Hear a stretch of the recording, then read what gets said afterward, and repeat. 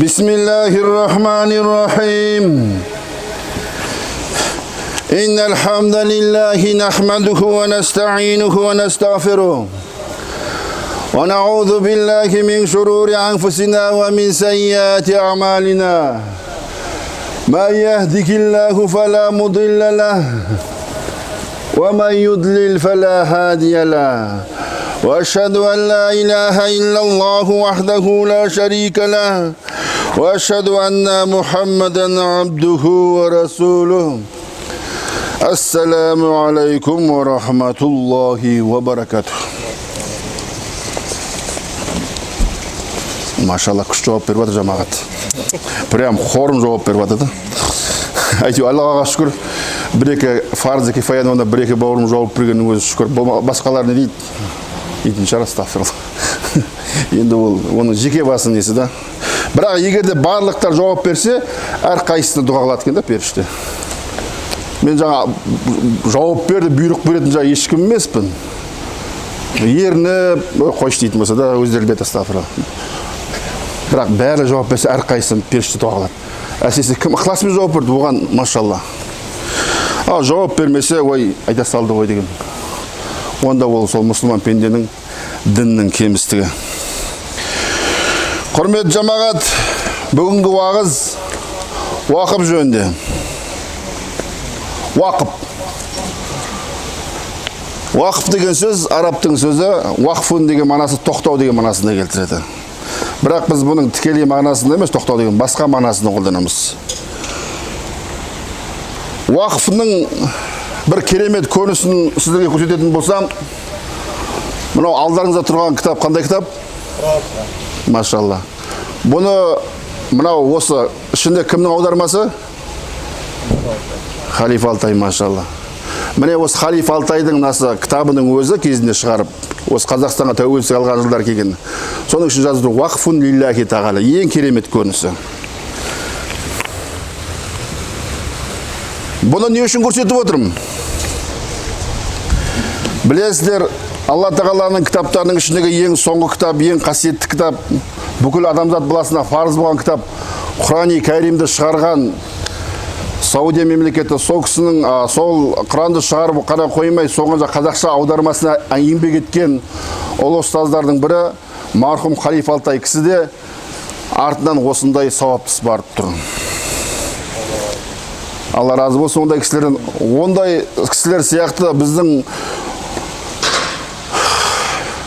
халқымыздан, мемлекетімізден сондай ғалымдар, ғұламалар көп болсын. Себебі неге? Себебі ғалым, ғұламалар көп жерде, әр уақытта берекет болады. Берекет деген сол, құрмет жамағат, ол халыққа, ол елге ешқандай жау көре алмайды.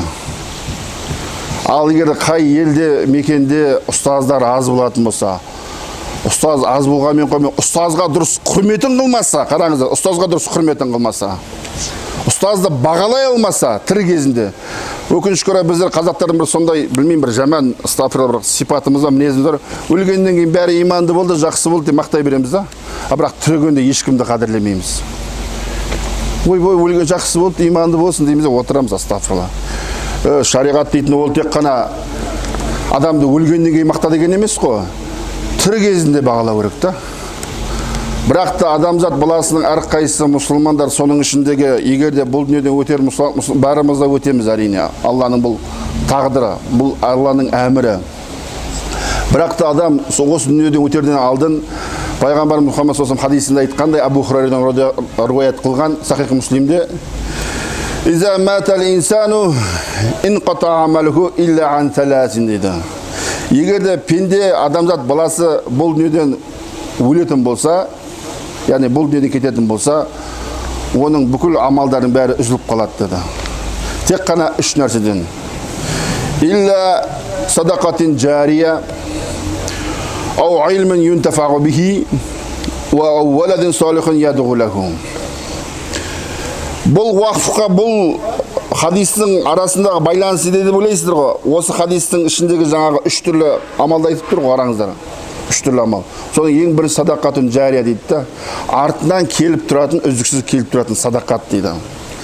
Садақа деген жалпы айтылғанменен, уақыф деген сондай іс, кез келген адам, кез келген әрине мұсылман адам Алла Тағаланың разылығын үміт ете отырып, уақыф деген қалай сенді? Мысалы бір бизнес бар.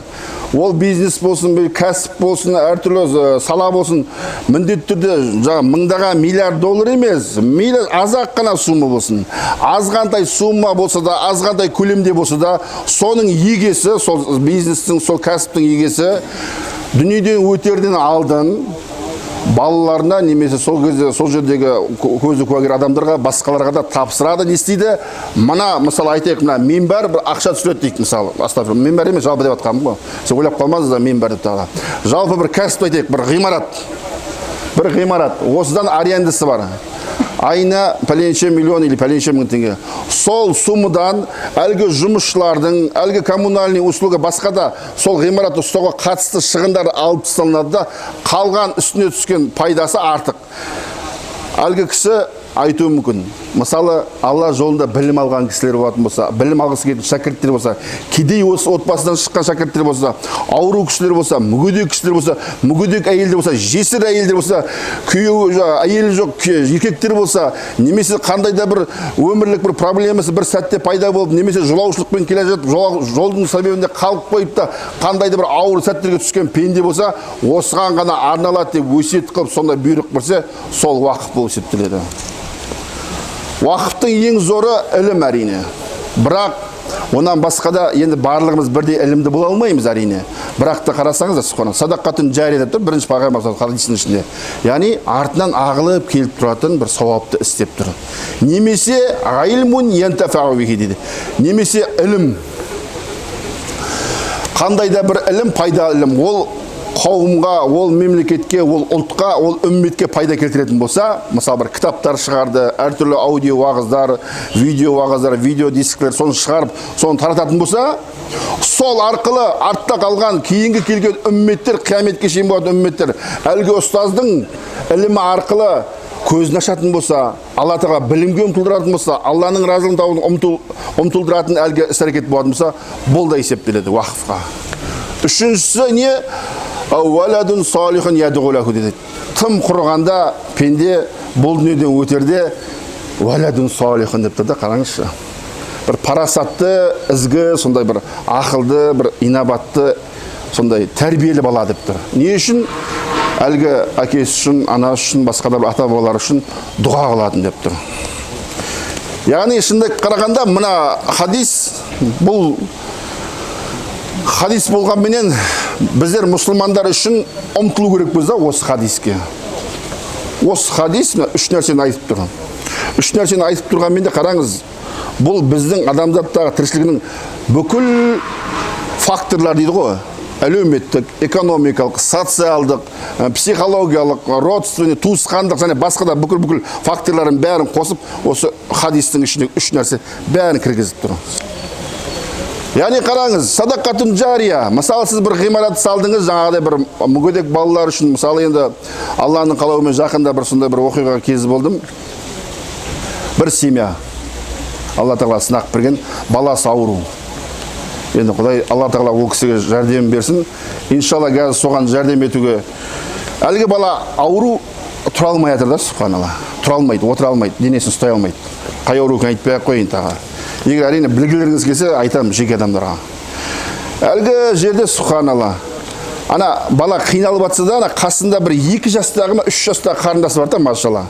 Қараңыз да, мына қыз баланың ішіндегі вообще жалпы адамзат баласының ішінде әйел адамның, оның ішінде қыз баланың жүрегіндегі несін қараңыз да, былай мейірім шапағатын Алла Тағала беріп қойған. Ана ағасы үлкен, жасы үлкен, денесі үлкен, бірақ ауыр, ана қисайып жатыр, салбырап жатыр. Ана 2-3 жастағы бала соған бүйтіп көмектескісі келіп жатыр, субханалла. Ананы көріп тұрып, енді білмеймін, енді жүрегі тас адамдарға ол бір дей салам, астағфирулла. Жүрегінде иманы бар, Аллаға деген үміті бар адам болатын болса, бұл үлкен ғибратты, субханалла. Қоғамда, демек, қараңызда, біздің қоғамда анда 2 адамда бар.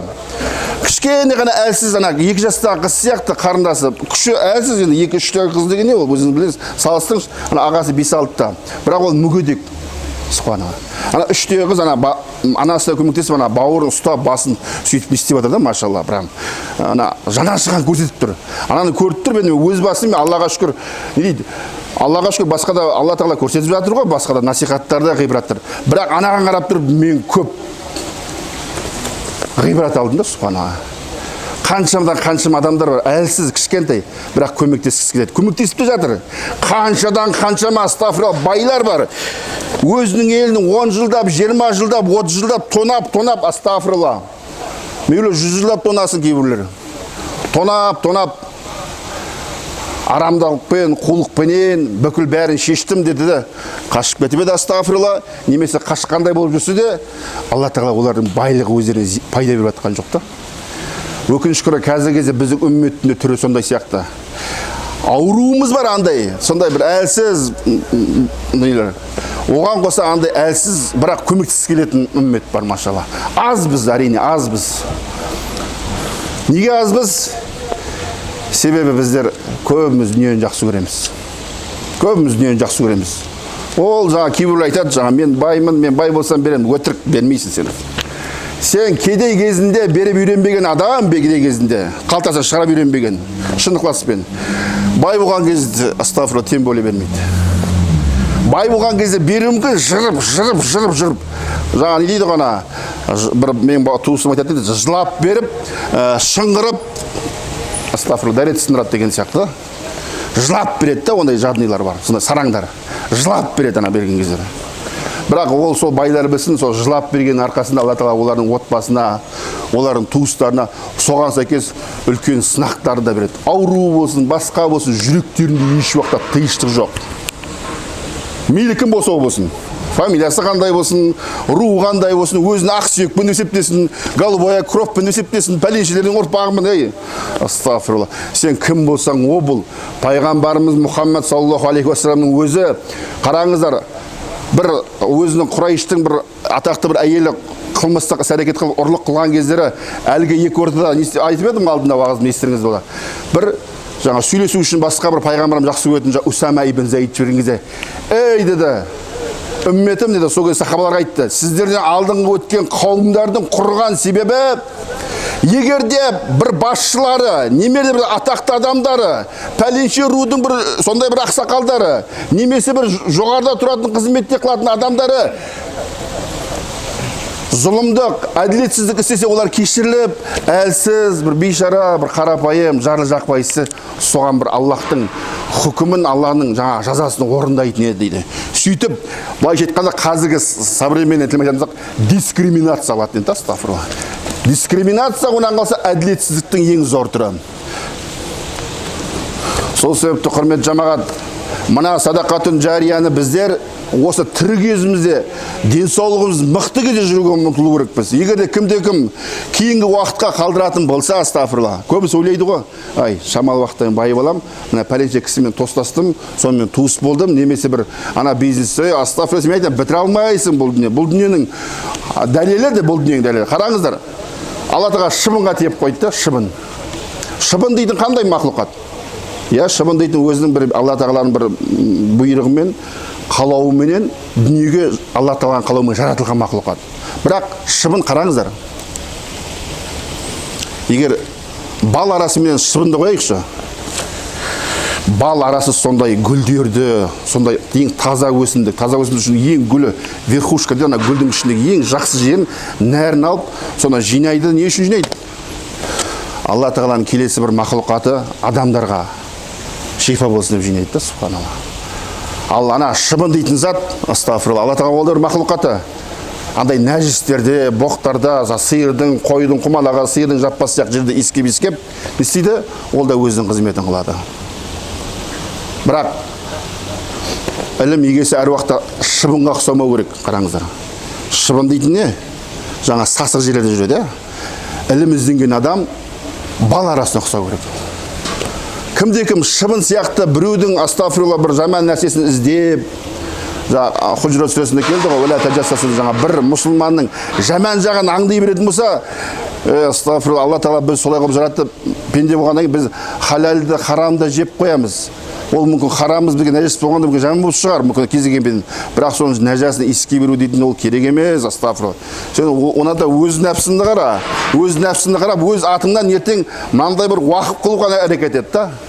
Аллаға сансыз шүкір, осы біздің мешітте әйтеуір бір-екі мұсылман бауырымыз, мұсылман мүмин бауырымыз, Аллаға шүкір, Алланың қалауыменен, Алланың бұйрығыменен осы бір мысалы қазір міне түсіріп жатыр камера енді, Аллаға шүкір. Бір хадия қылды. Міне қарап отырсаңыздар, бұның өзі садақатун жария та, иншалла. Неге? Ол мұсылман бауырларымыз, ол мұсылман мүмин бауырларымыз. Алла тағаланың разылығын іздеп тұр да, машалла. Біледі, дүнияның артынан қуып жете алмайтындығын. Дүнияның артынан қуып жететін болса, 10 жылдап, 20 жылдап, 30 жылдап жүгіреді. Астағфирулла, ақыр соңында жаңағы бір ертегілерде айтқандай уразбитова корыто дейді ғой, жаңағы сынған астаудың астында қалуы мүмкін бізде, астағфирулла.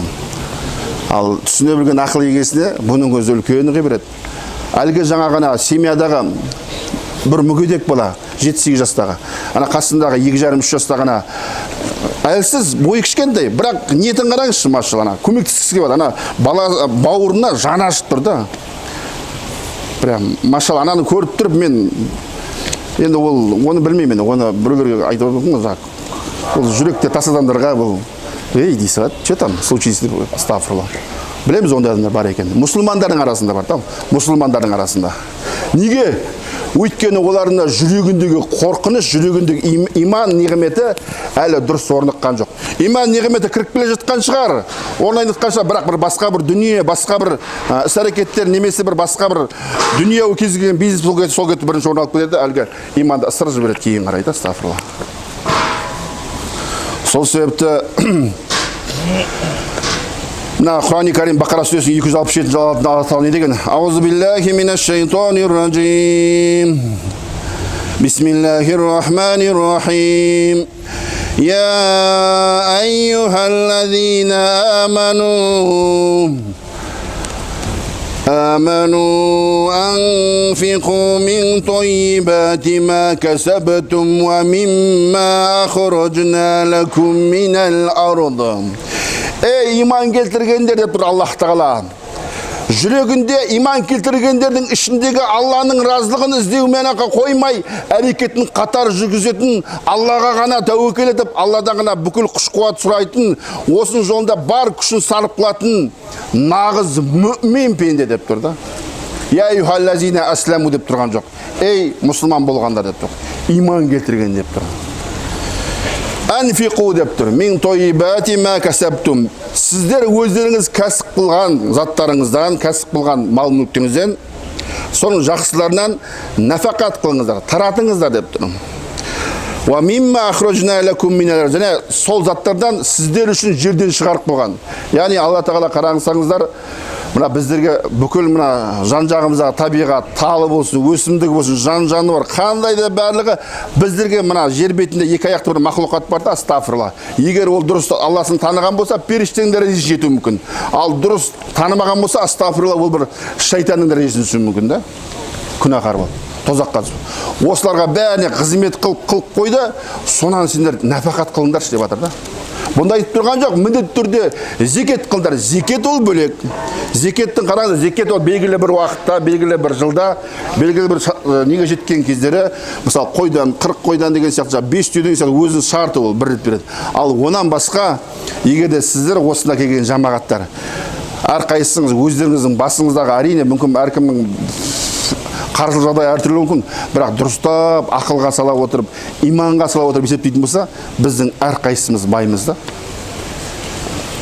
Кімде-кім, ой жоқ, мен кедеймін, мен жаңа Форбстағы пәленшеге сияқты емеспін, ананың туысы сияқты емеспін деп нәбіміза, ол астағфирулла, ол пенде, оның иманы әлі дұрыс емес, оның әлі иман әлі толықпаған, оның иманда кемшіліктер бар, оның иманда аурулар көп әлі, астағфирулла.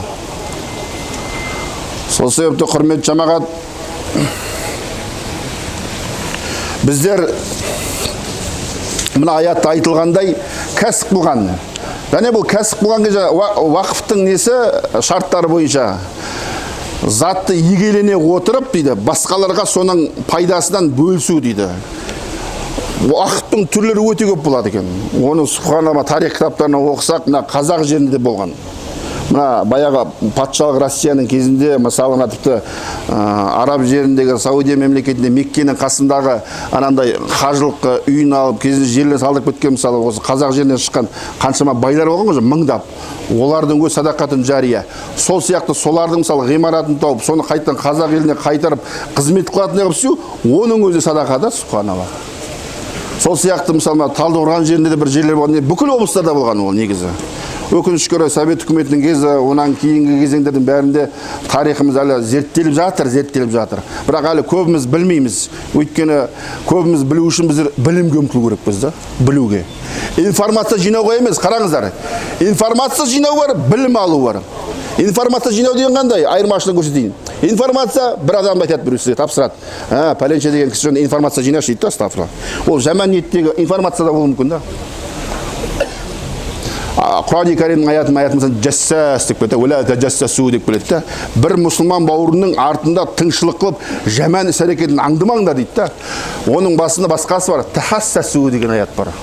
Яғни басқа бір мұсылман бауырының жақсы қасиетін табуға тырыс дейді да. Ол информация. Ал білім деген не? Сіз Алла Тағаланың берген ақыл егесі арқылы өзіңіз даналық, басқа да Алла Тағала берген бүкіл мүмкіншілік, көзіңіз, құлағыңыз, көзіңіз, аузыңыз арқылы Құран-ы Кәрімді үйренесіз. Құран-ы Кәрімді үйренудің оңай жолы араб тілін үйренесіз. Басқа да ілімдерді біле отыру арқылы басқа ғалымдардың уағызын әлгі бал арасы сияқты жинайсыз да. Сөйтіп сізде халқыңызға, еліңізге, үмметіңізге шын мәнінде нұрын шашып тұратын. Қараңыздар. Аты емес нұр, шын мәнінде нұр шашып тұратын үммет боласыз да. Шын мәнінде нұрын шашып, Алланың нұрын шашып, ана зиялы қауым дейді, дия деген өзі нұр деген манасың. Сондай зиялы қауым боласыз, шын мәнінде зиялы ұрпақ боласыз. Зиянды деген толып жатыр, астағфирулла. Шыбын сияқты адамдар. Сол себепті құрметті жамағат, біздердің осындай әртүрлі қандай да бір жақсы амалдар болсын, қандай да бір өзіміз дүниеден өтер болсақ, осындай бір артымызда қалатын ілімдер, немесе жақсы ұрпақтар. Бірде бір отырыспамда айтқан болатынмын, бір кісі айтады жаңағы, бір жамағатта бір кісі. Біз дейді, шәкірттерді батыр қылып тәрбиелеу керекпіз дейді. Мен әлгі кісіге айттым, шәкірттерді тәрбиелейтін адамның өзі қорқақ болса, қалай шәкірттерді батыр қылып тәрбиелейді?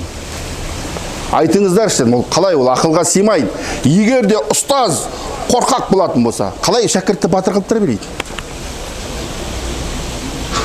Пайғамбарымыз саллаллаху бүкіл өмірін қарасаңыздар, сахабалар қалай еді?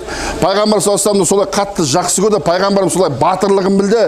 Олар сол үшін өмірінде белгілі еді. Пайғамбар соған сәйкес батырлықтың үлгілерін көп жерде көрсете білді да.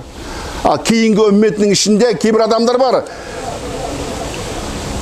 Біздер үйрету керекпіз, шәкірттер үйрете алмайсың дедім айттым. Сен өзің қорқақ болсаң, қалай үйретесің дедім.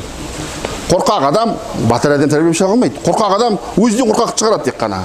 Мысалы, әке-шешесі қорқау адам болса, әртүрлі әркімдерден қорқатын, ол қалай батыр ұлып шығады? Баласы қарайды айтады ғой, әке, сіз қу екенсіз, мен сізден өткен қу болайын дейді да. Сол себепті құрметті жамағат, әрине біздерде уақыттың жаңа түрлері осында, және басқа түрлері өте көп. Иншалла, осы да басқа уағыздарымызды Құдай қаласа әр аптаның сейсенбі күндері осы мешітте Аллаға шүкір шам намазынан кейін, құптан намазының алдында жарты сағат 40 минут бұрын осы бір тәпсир сабақтарын бастап жатырмыз.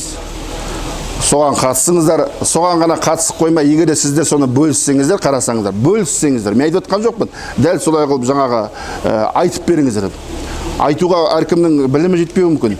Бөліссеңіздер, сіздер де соған сәйкес сауап аласыздар да. Сіздер де жаңа әрқайсыңыз баларас сияқты боласыздар. Ал жамандығын іздеген болсаңыздар, Құдай сақтасын, шыбын сияқты болмай-ақ қойыңыздар, астағфирулла. Баларасы болыңыздар, сіздер осында отырған әрқайсыңыз баларасы сияқты болып қызмет қылыңыздар да, субхана. Міне, осының өзі уақыттың бір түрі. Ілімді бөлу, ілім егелерінің қасында тұрып, Пайғамбар саллаллаху алейхи хадисін айтқан емес па? Әл-ғулама уарасаул анбия дейді. Ғалымдар, нағыз ғалымдар, пайғамбарлардың мирасқорлары, пайғамбардың ізінен еруші ізбасарлар деп тұр. Енді басқа бір хадисте келеді, күн алиман дейді, ғалым бол дейді, мұғалиман, ұстаз бол дейді, шәкірт болды, күн тілмизан дейді, немесе мұхиббан дейді. Яғни осы үшеуін жақсы көретін төртінші адам бол дейді, бесінші болма дейді. Бесінші кім? Осы төрт түрлі адамды, жаңа ғалымды, ұстазды, шәкіртті, және осы үш адамды тыңдайтын жаңа жақсы көруші кісіні біреу болу керексің дейді. Мұнан сыртына шығып кетсең, сен онда осы төртеуін жек көруші адамсың. Егер жүрегіңіз сондай ауру болатын болса, сіз сол ауруыңызды өзіңіз жеңу керексіз. Сол себепті пайғамбарымыз саллаллаху алейхи хадисінде айтқан емес, бір жорықтан келе жатқан кезде салсам, бір шайқастан келе жатады, не істейді? Ең үлкен күрес нәпсіңмен күрес дейді да. Яғни өзіңдегі біреуді жек көру мүмкін, дүние үшін жақсы көру мүмкін. Сен оған дүние көзімен қарама, Алла тағала тарапынан қарағанда, Алланың тағаланың дініне сәйкес келе ме деп, сол көзбен қарасаң, сол көзбен сәйкес жақсы көрсең, сол көзбен сәйкес сыйласаң, сол көзбен сәйкес жек көремесең, жек көру деген онда құрту емес, оған сынды айта білсең, онда ұтқаның. Ал жоқ, нәпсіңе еріп, ой, пәленше жесткий уағыз айтады, пәленше ұстаз дөрекі уағыз айтады, ол андай емес, ол мындай емес, пәленше облыстың жаңағыдай мынандай балалар сияқты емес деген сияқты әңгіме айтатын болсаңыздар, ұстаздың міндеті, қараңыздар, пайғамбар саллаллаху алейхи вассалам міндеті сияқты жамағаттың тек қана разылығын табу емес, жамағаттың көзін аша отырып Алла тағаланың разылығын табуға итермелеу та. А сізге жаны ашық адам әр уақытта қалай айтуы мүмкін? Біреулер қатты айтуы мүмкін, біреу жұмсақ айтуы мүмкін. Дұрыс, жұмсақ айтқан адамда жақсылық бар маша. Мен айтпаймын, барлығы дөрекі айтсын. Дұрыс, жақсы айтқан, күліп айтқан, мүлайымшылықпен айтқан, күлімсіреп айтқан мен кісілерді сыйлаймын машалла. Кім болса ол болсын. Сол сияқты сізге мысалы бір көршіңізде ауласында өрт болып жатса, сіз келіп тұрып, кешіресіз, майысып тұрмайсыз ғой, өрт болып жатыр, құтқарыңдар деп айқайламайсың ба? Жаныңызды ашып атады, ана кісіге шығыңдар деп айқайлайсың, ол жерде жаңа кешіресіздер, майысып тұрмайсыз бұны. Сол сияқты пайғамбарымыз саллаллаху алейхи вассалам бір хадисінде айтқан емес па? Ей, Құрайш тұрғындары деді, сендер мына таудың артында жау келіп тұрса, сенесіздер ме деп айтты. Білесіздер, Меккенің халқы деді, сенеміз деді, я Расулалла, сен әминсің деді. Енді олай болса, ла иляха иллаллах Мұхаммад расул айтыңдар деген кезде, ей, деп қолын бір-ақ сілтеген, астағфируллах. Сөйтіп кәпірлер белгілі бола бастаған. Сол сияқты құрметті жамағат, бұл уақыф мәселесі жөнінде ол түрлерін айта беретін болсақ өте көп машалла. Оның бәрін бітіріп жарты сағат уақыт жеткізу мүмкін емес. Ең бастысы бұл жерде сіздерге бұл уақыптың пайдасы менен мақсатын айтуға тырыстық. Егер де басқа да сұрақтарыңыз, ұсыныстарыңыз немесе бір кездесулеріңіз керек болса, әрбір аптаның сейсенбі күні мешітке келіңіздер, иншалла, шам намазының алдында, шам намаздан кейін, шамам келген жауап беруге тұрсам. Вақулу қаули хаза астағфиру ли ва ли аматил муслимина субханаллахи ва бихамдихи ашһаду ан ла астағфирука ва атубу илейк. Раббана ла таджална фитнатал қауми ззалимин ва наджина би рахматика минал қаумил кафирин. Я муқаллибал қулуб саббит қулубана ала диник, мусаррифал қулуб сарриф қулубана ала таатик. Ва саллаллаху ала хайри халқихи Мухаммадин ва алейхи ва сахбихи ажмаин би рахматика я архамар рахимин.